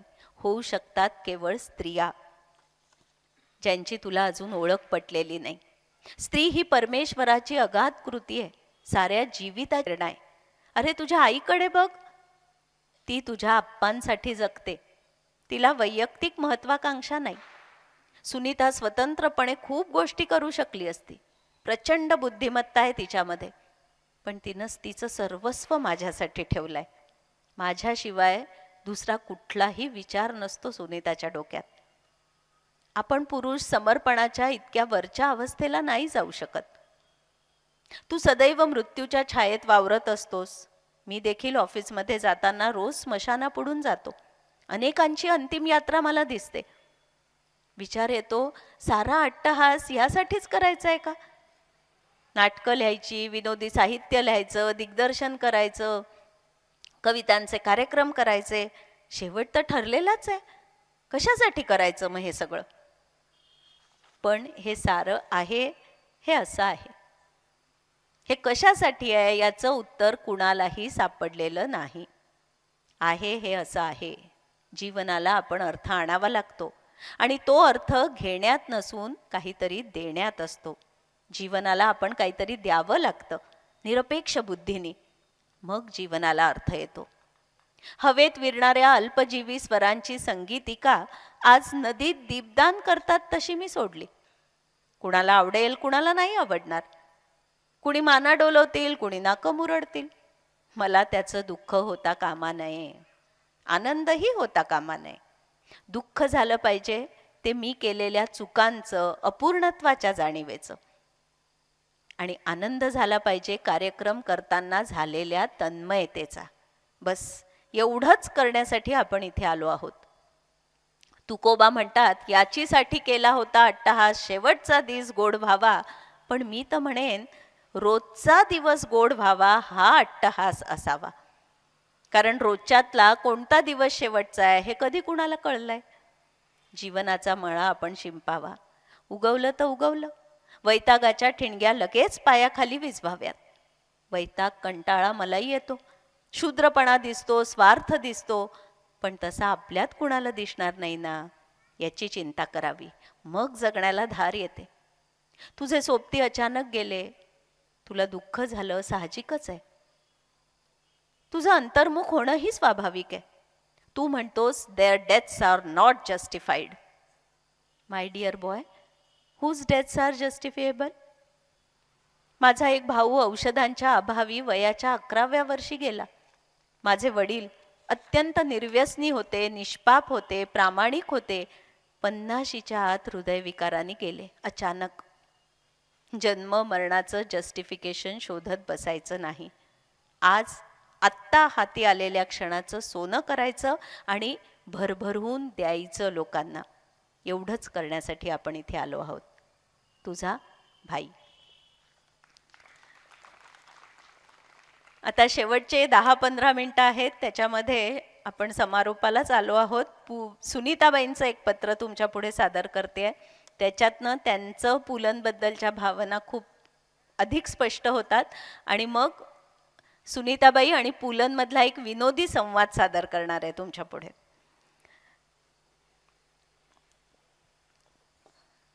प्रिय भाई, 12 जूनला तू गेलास. गेलास म्हणजे कुठं गेलास रे? दृष्टीआड गेलास म्हणावं तर तू अनेकदा दृष्टीआड होतच होतास. कधी पलीकडच्या खोलीत, कधी पलीकडच्या गावात, तर कधी पलीकडच्या देशात. परवा गेलास तो पलीकडच्या जगात. हाच काय तो फरक. एरवी या क्षणीही तू माझ्या डोळ्यासमोरच आहेस. ऐकतोयस ना मी काय म्हणतेय ते? आपण दोघांनी एकमेकांना बघितलं, एकमेकात गुंतत गेलो आणि 1.5-2 वर्षानंतर तुझ्या हट्टाखातर मी कायदेशीर लग्नबंधन स्वीकारलं. योगायोग म्हणावा अशी गोष्ट म्हणजे आपण लग्न रजिस्टर केलं तो दिवसही नेमका 12 जून हाच होता. परवाच कोणीतरी म्हटलं, भाईंचा जीव 12 जून या तारखेसाठी घुटमळत होता. लोक काय भाबडेपणाने बोलतात. 12 जूनला दुपारी 1:22 तुझी प्राणज्योत अखेर मालवली. कुडीचा श्वासोश्वास थांबला. आठवणी आठवणी आठवणी. या आठवणींनी सध्या मला घेरून टाकलंय रे. आपण दोघांनी भोगलेल्या रंगीबेरंगी सुखदुःखांच्या आठवणी याच घरात माझ्या सोबतीने वावरतायत. मला काय काय आठवतंय. तुला कधीच वादविवादात रस नसायचा. रस होता संगीतात, अभिनयात, साहित्यात आणि मुख्य म्हणजे संभाषणात. या गोष्टी तुझ्या जन्मजातच होत्या. म्हणून तर तू आनंदाच्या बागा फुलवू शकलास. अधूनमधून मी वाद घालायची, पण काही उपयोग व्हायचा नाही. मी दुःखी व्हायचे, अनेकदा तुझा रागही यायचा. गेल्या 54 वर्षात मी किती वाद घातले रे तुझ्याशी. आपण दोघांनी एकमेकांच्या सहनशीलतेचा अंतच पाहिला जणू. मी ऐकवत राहून आणि तू न बोलता. क्वचित एखादा शब्द बोलायचास, पण तोही अगदी चपखल बसणारा. तुझ्या अफाट शब्दसंपदेने मला प्रथमपासून मोहून टाकलाय आणि ती मोहिनी अखेरपर्यंत माझा ताबा सोडणार नाही एवढी जबरदस्त आहे. लहान मुलांशी खेळावं तसा तू शब्दांशी मजेत खेळत बसायचास. फुलाच्या आसपास सुगंध दरवळतो तसा तुझ्या आसपास आनंद दरवळायचा. आनंदाचे डोही आनंद तरंग. म्हणून तर तू सर्वांना किती किती आवडायचास. तुला देखील गर्दी खूप आवडायची आणि ती देखील सदैव तुझ्या भोवती गोळा व्हायची. ही देवघेव अगदी नैसर्गिक होती. झऱ्याचं पाणथस्ताशी नातं असावं तशी. पण तुझ्या जीवनात मी आले ते अधूनमधून का होईना एकांताची मागणी करत. तुला सार्वजनिक आपण प्रिय, तर वैयक्तिक मीची ताकद ज्यानं त्यानं आजमवायलाच हवी, हा माझा अट्टहास. आणि ही ताकद तुझ्यात प्रचंड प्रमाणात आहे याचा मला सतत प्रत्यय येत राही आणि नेमकं त्याच गोष्टीचं विस्मरण तुला सतत होत राही. अनेक बाबतीत तू आणि मी एकमेकांपासून खूप खूप दूर होतो. दोन ध्रुवांवर दोघे आपण. सदैव माणसात रमणारा तू आणि माणसांपेक्षा जीवसृष्टी वनस्पती सृष्टी मला अधिक प्रिय. पण मला तुझ्यातलं सगळ्यात जास्त काय भावलं सांगू? तुझ्यातला मूलपणा. तुझी लबाडी चटकन उघड व्हायची. खरंच एक मूल दडलं होतं रे तुझ्यात. हाती येईल ते स्वीकारायचं आणि त्याच्याशी खेळत बसायचं. तू जन्मजात खेळिया होतास. गप्पा माराव्या, लोळत पडावं, गाणं ऐकावं, पुस्तकं वाचावी हे तुला अतिशय प्रिय. तू लिहित नसायचा तेव्हा तुझा वेळ तू वाया घालवतोय असं मला फार वाटायचं. निर्मितीक्षम कलाकाराची साधना सतत डोक्यात मूकपणे सुरू असते हे मला कळत नव्हतं. काहीही फुकट जाऊ नये म्हणून मी अतिशय जागरूक असते. नातवंड दूध पिताना सांडवतात तेव्हा सुद्धा मी त्यांना दरडावून सांडू नका रे असं म्हटलं की तू लगेच जाऊ दे ग सुनीता असं म्हणून सोडून देऊ शकायचास. आता विचार येतो हेच ठीक होतं. सगळेच काटेकोरपणे वागले तर जीवन किती बेचव होईल. देवळातल्या देवासारखा तू पुढ्यात येईल त्याचा स्वीकार करत गेलास. मग ते साधं तुळशीपत्र असो नाहीतर पंचामृत. तक्रारीचा चुकून सुद्धा एक शब्द मी तुझ्या तोंडून कधीही ऐकला नाही. पण याचा अर्थ तुला निवड करता येत नव्हती असा नाही. कुठे समारंभाला जाताना मी देईन तो पोशाख तू सहजपणे अंगावर चढवायचास. पण गडबडीत एखाद दिवशी ते काम मी तुझ्यावरच सोपवलं तर तुझ्या कपाटात घडी घालून ठेवलेल्या 8-10 शर्टांमधलाच तुला अधिक आवडणारा शर्ट ओढून तू अंगावर घालायचास आणि विस्कटलेला बाकीचा ढिगारा तस्सा टाकून द्यायचास. ते रचून ठेवण्याचं काम खुशाल माझ्यावर सोडवायचास. अशा प्रकारची तुझी कोणतीही कृती ही कधी जाणीवपूर्वक नसायची. तू देवमाणूस होता, पण माझ्या वाट्याला आलेला आळशी नवरा सुद्धा. मला एका योगायोगाचं फार नवल वाटतं. तुला शारीरिक दुःख अजिबात सहन व्हायचं नाही. परावलंबन खूप आवडायचं. आणि तुला शेवटचा जो आजार झाला तो सुद्धा शारीरिक दुःख वेदना असं काहीही न आणता केवळ परावलंबन घेऊन आला. आणि ते परावलंबन सतत वाढत होतं.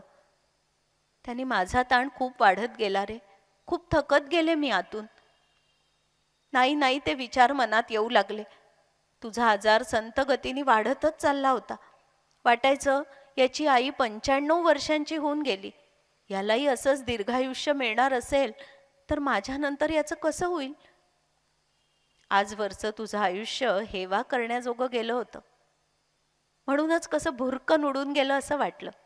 थोडकं नव्हे, 80 वर्ष असं संपन्न सुंदर जगल्यावर मृत्यूही तसाच यावा, रेंगाळू नये त्यांनी तुला केविलवाणं करू नये असं मला तीव्रतेने वाटत होतं. आणि घडलंही तसंच. तू गेलास. सगळे किती हळहळले. लहानांपासून थोरांपर्यंत सगळे. जणू आपल्या घरातलं कुणी वडीलधारं माणूस गेलाय असं आतड्याचं दुःख सर्वत्र व्यक्त झालं. मी तुझ्यासाठी काय केलं असं कोणी विचारलं तर काय सांगू. तुझ्या तहान भुकेचं वेळापत्रक सांभाळलं. सतत आणि सतत तुझाच विचार केला. तुला हवं नको कोरपणे बघितलं आणि तू सतत लिहित राहावंस म्हणून वाईटपणा घेतला. तू पिंडाचाच सुसंस्कृत होतास. जातीवंत कलावंत होतास. शब्दकळेची गर्भश्रीमंती तुला लाभली होती. कंठात आणि बोटात सूर घेऊनच तू जन्माला आलास. आंतरबाह्य आनंद सोबतीला आणलास. आता तू गेलास, पण तो आनंद अजून बराच काळ पुस्तकांच्या रूपात मागे राहणार आहे. तू गेलास, पण आपल्या मायबोलीचा कंठमणी झालेला तुझा शब्द मराठी भाषा जिवंत असेपर्यंत स्वतःच्या तेजानं चमकत राहील. मला खात्री आहे, 100% खात्री आहे. तुझी सुनीता. आणि आता हा एक शेवटचा संवाद सादर करते. एक विनोदी संवाद आहे. पु ल देशपांडे आणि सुनीताबाई स्वर्गवासी झाल्यानंतर त्यांच्या पुण्याच्या फ्लॅटमध्ये चोरीचा प्रयत्न झाला होता. वर्तमानपत्रातली ही चोरीची बातमी वाचून लेखिका मंगला गोडबोले यांना सुचलेला हा संवाद आहे. आणि मी अजून एक तुम्हाला सांगेन की ह्या कार्यक्रमानंतर तुम्ही 2 पुस्तकं जरूर वाचा. पु ल चांदणे स्मरणाचे आणि सुनीताबाई. ही 2 पुस्तकं मंगला गोडबोले यांनी लिहिलेली आहेत. राजहंस प्रकाशनाने प्रकाशित केली आहेत. ह्या 2 पुस्तकांनी तुम्हाला पु ल आणि सुनीताबाई अजून समजतील. किती वेगळं आणि मोठं जोडपं महाराष्ट्रात होऊन गेलं याची तुम्हाला प्रचिती येईल. तर हा संवाद सादर करते आणि त्याने आपण समारोप करू. भाई, अरे काय वाचतेय मी आजच्या पेपरमध्ये? अगं सुनीता, कशाला वाचत बसते ग? तू जास्त वाचलं तर तुझे डोळे वाचणार नाहीत असं सांगितलंय ना डॉक्टरांनी तुला. शांत पडून राहा बरं माझ्यासारखी. अगं शांत पडून राहण्यात काय गंमत असते, कधीतरी अनुभव. ही काय शांत पडून राहायची वेळ आहे का भाई? तिकडे खाली चोरी झालीये, चोरी. अगं त्यात काय, माझ्या कल्पनांची चोरी होतच असते. कित्येक लेख कथा चोरून स्वतःच्या नावावर लेखकांनी प्रसिद्ध केल्या आहेत. ठाऊक नाही का तुला? तसं नव्हे भाई. आपल्या घरी खरे खुरे चोर आले होते म्हणे, तुझी अपॉइंटमेंट न घेता. आता त्यांची काही खैर नाही. तुझी अपॉइंटमेंट घेतल्याशिवाय आपल्याकडे कुणीही येऊ शकायचं नाही. भाई, खैर आपली नाहीये. चोरट्यांनी घर फोडलं रे आपलं. पहाटे 7 उघडं होतं म्हणे दार. सुनीता, तुला आठवतं दिल्लीला आपण राहत होतो तेव्हा भूकंप झाला होता. भूकंप होणार आहे अशी शंका येताच मी हातातलं पेन तसंच टाकून दिलं आणि घाईघाईने बाहेर गेलो. तू मात्र त्या पेनाचं टोपण लावलं. लिहिलेले कागद नीट आवरून कप्प्यात ठेवले. नळ बंद आहे का, गॅस बंद आहे का हे 2-2दा बघितलं. दाराला कुलूप लावून ते ओढून बघितलं, नीट लागलाय ना याची खात्री केली आणि मगच घराबाहेर पडली. तोपर्यंत भूकंपाचा धक्का शमलेला होता. आठवतं ना? न आठवायला काय झालं भाई? ती गोष्ट पुढे खूप दिवस तुला मला चिडवण्यासाठी पुरली. ते सोड बरं. पण ही चोरी झालीच कशी रे? मी विसरले असेल का कुलूप घालायला? तुला आठवतं, तुझ्या एका नाटकाच्या प्रयोगाला मी एक कॅसेट आणायला विसरली होती. थिएटरमध्ये पोचेपर्यंत मी स्वतःला दूषणं देत होती की ही चूक माझ्याकडून झालीच कशी म्हणून. आणि तू मात्र सगळ्यांना ओरडून हसून हसून सांगत होतास, ऐका रे ऐका, आज आमची सुनीता, परफेक्शनिस्ट सुनीता काहीतरी विसरली आहे बरं का. जिथे पेढे मिळतील तिथून घेऊन या. हा योग पुन्हा यायचा नाही. काय रे तुझं वागणं? अगं हो सुनीता, पण तुझ्या शिस्तीप्रमाणे आपण खूप आधी थिएटरवर पोचलो आणि कॅसेट मागवून घेतली. प्रयोगात काहीही अडचण आली नाही. आणि घराच्या बाबतीत तुझ्याकडून चूक होणं शक्यच नाही. तुझ्या आधी मी इथे आलो हे मात्र चांगलं झालं, नाहीतर तू माझ्या वेंधळेपणावर नेहमीप्रमाणे तोंडसूक घेतलं असतं. तुझा आवडता छंद माझा वेंधळेपणा. तुझं काम म्हणजे काय? तू निघताना एक एक कडी 3-3दा तपासली असणार. तुझ्यावर कडी करायची कुणाची टाप आहे उभ्या आडव्या महाराष्ट्रात? UP बिहारमध्ये फुलन देवी आणि आपल्या घरात पुलन देवी. तुला ते गाणं आठवतं का सुनीता? भाई, आपल्या राहत्या जागेचं सोडवून आता गाण्यावर काय बोलत बसलाय? कधीतरी माझं म्हणणं गांभीर्याने घेत जा. चोरीची बातमी वाचल्यापासून माझं चित्त थाऱ्यावर नाहीये रे. कायदा सुव्यवस्था अशी काही चीज आहे की नाही? रस्त्यांवर दिवे नव्हते? वॉचमन कुठे गेला होता? एवढी सभ्य माणसांची सोसायटी आपली, घर फोडेपर्यंत बिल्डिंग मधली माणसं झोपली होती. अगं सुनीता, मध्यरात्री 2 वाजता आपापल्या घरात झोपून राहणं हे सभ्यपणाचं लक्षण नाही वाटत का तुला? मला एकूण काहीही लक्षणं ठीक दिसत नाही. तू काहीही म्हण. तू म्हणू देतेस का कधी? तू म्हणू दिलंस तर करतो थोडा प्रयत्न. आजारात माझा हात थरथरायचा तेव्हा मला पत्रांची उत्तरं लिहिता यायची नाही, म्हणून मी तुला पत्र डिक्टेट करायचो. तेवढी एकच गोष्ट मी तुला डिक्टेट करू शकलो. आपल्या संसाराची डिक्टेटर तूच होतीस. सगळ्या गोष्टी हसण्यावारी नेण्याच्या नसतात भाई. आपल्या घरात बरंच काही होतं रे. तुझी स्मृतिचिन्ह, पुस्तकं, तुझं प्रेरणास्थान, बालगंधर्व, रवींद्रनाथ टागोर, चार्ली चॅपलिन यांची पेंटिंग्स होती. मला तर फार वाईट वाटतंय. मला काय वाटतं माहितीये? मी सरळ मुख्यमंत्र्यांना एक थेट खरमरीत पत्र लिहिते. लिही सुनीता, लिहीच. नाहीतरी मी नुसता देशपांडे आणि तू उपदेश पांडे असं मी नेहमीच म्हणतो. तेव्हा लिही. उपदेश करण्याचा योग आला आहे असं समज. उपयोग होईल असं समजू नको. आता आपल्या महाराष्ट्रात कशाचा काहीही उपयोग होत नाही. अरे, महाराष्ट्र भूषण आहेस तू, मग महाराष्ट्राला अशी दूषण का देतोयस? महाराष्ट्राने थाटामाटात जन्मशताब्दी वर्ष साजरं केलंय तुझं, अगदी थाटामाटात. थाटामाटाचं काय सांगते सुनीता? आपल्या दोघांना त्याचं वावडच होतं नेहमी. उलट वर वर थाटमाट दिसला तर आत कुठे खोट आहे का हेच आचपणारे लोक आपण. ते चोरीबिरीचं सोडणं. मी काय म्हणतो, आता इथे एक मस्त मैफिल जमव. ग्रेस आलाय, त्याच्या ताज्या कवितेला खळेसाहेब चाल लावतील आणि भीमण्णा त्याचं सोनं करतील. हो, आणि त्या नादात तू पुढच्या अनेक रविवारांच्या सकाळी गाण्या बजावण्यात घालवशील. चोरी, घरफोडी हे महत्वाचे मुद्दे विसरून. सुनीता, मी फार भाग्यवान माणूस आहे. हसवण्याचा गुण एवढं एकच भांडवल देऊन परमेश्वराने माझी पृथ्वीवर रवानगी केली होती. आज जर परमेश्वरानं मला विचारलं, वत्सा पुरुषोत्तमा, मी जे भांडवल देऊन तुला पृथ्वीवर पाठवलं त्यातून तू लोकांना काय दिलंस सांग बरं? तर मी सांगेन, देवा, मी लोकांना काय दिलं याचा हिशोब मी कधीही ठेवला नाही. पण लोकांनी मला जे दिलं ते मिळवणं तुम्हा देवांच्या सुद्धा नशिबी नाही. लोकांनी मला त्यांच्या जवळची एक अमूल्य वस्तू दिली आहे, अमूल्य, आणि ती म्हणजे त्यांचं हास्य. म्हणून सांगतो, चोरी, घरफोडी सगळं सोड. रसिकांच्या हृदयातलं लाडाचं स्थान कुणालाही माझं चोरता येणार नाही, हे तर तुला मान्य आहे की नाही? हो रे हो, हे अगदी खरं. रसिकांच्या हृदयात असलेलं तुझं लाडाचं स्थान कुणाला कधीही चोरता येणार नाही. असे हे पु ल आणि अशा या सुनीताबाई. पु ल नावाचं हे चैतन्य, हा जगण्याचा झरा असाच अव्याहत वाहत राहणार.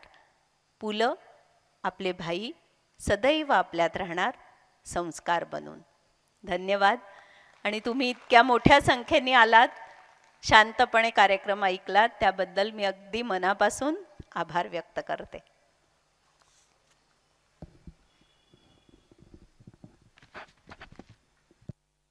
एक गोष्ट शेअर करायची आहे तुमच्यामध्ये.